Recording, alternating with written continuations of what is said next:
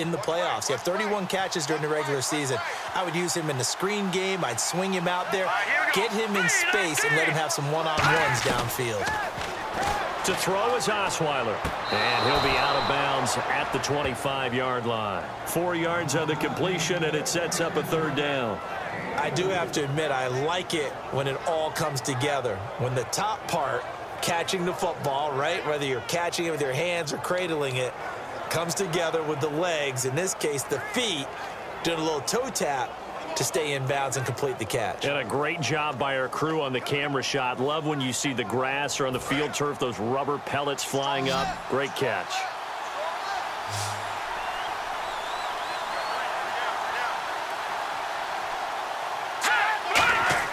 Here's Osweiler to throw.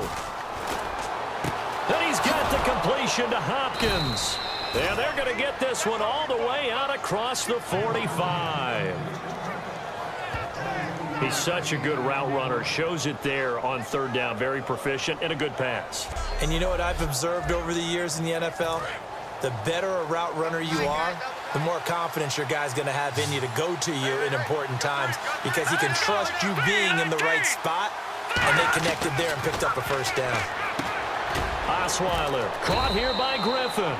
5 yards on the catch there, brings up second down. And there's another completion to the tight end. And let's face it, it is hard to overthrow a 6'6" target. It is indeed. Quarterbacks like their speed guys. They like that huge 6'6" target that they've got in him. They really do, and it reminds me of what one great tight end told me once. He told his quarterback, just make sure you throw it up there, you know, kind of like put up on the top shelf where the kids can't get it.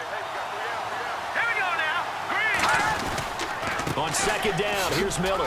And he's going to get this one down near the 45-yard line. It'll be a pickup of a couple, and it leaves him with a 3rd and 3. The best defensive linemen, they play with great leverage so they can get low and not get bowled over by offensive linemen. They have excellent hands. They can throw people off on a play. We just saw a great example of a really good run stop by a guy playing the defensive tackle position.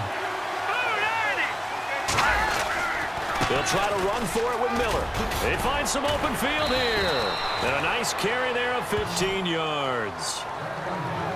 And that run was what a lot of people call an explosive run. Gave them good yardage, solid yardage. They feel good about the whole thing, and they did it behind a 2 tight end set. It's always interesting to watch what offenses want to do with the 2 tight ends. Sometimes they line them up together for a power set. Sometimes they put one on each side of the line of scrimmage to balance things out. No matter what, though, when you see 2 tight ends on the field, your first thought is to think run. In this case, the offense was able to run successfully. A 1-yard gain can look like a disaster, but it all depends on how the game is going.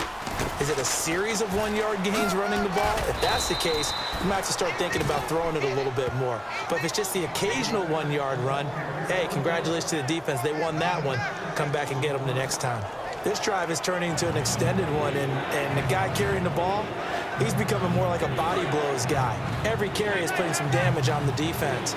So after a while, I'm not too sure how many guys are going to want to run up and tackle him. Now a run. This is Alfred Blue. And he has the first down before he's tackled at the 5. That one good for 17 yards, and now they've got it 1st and goal. Absolutely love the run right there. This guy's known for his quickness, but also for his speed, and he's able to get to the second level almost before you blink if you give him any type of blocking. Always talk about slot receivers, and they're usually known as quicker than fast. In this case, we've got a guy who's quick and fast, and he used it to great advantage. They isolate Hopkins on the left side.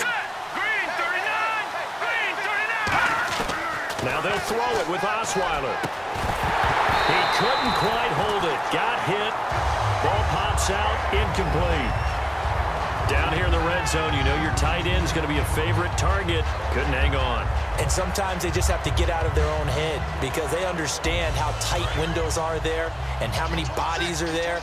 And sometimes they just overthink it and don't catch the ball. Here we go now. Blue 90! Blue 90! They'll run it now out of the gun. And this is going to result in losing yardage. They're driven back to the 8-yard line. So he loses 3 yards there. Now 3rd down.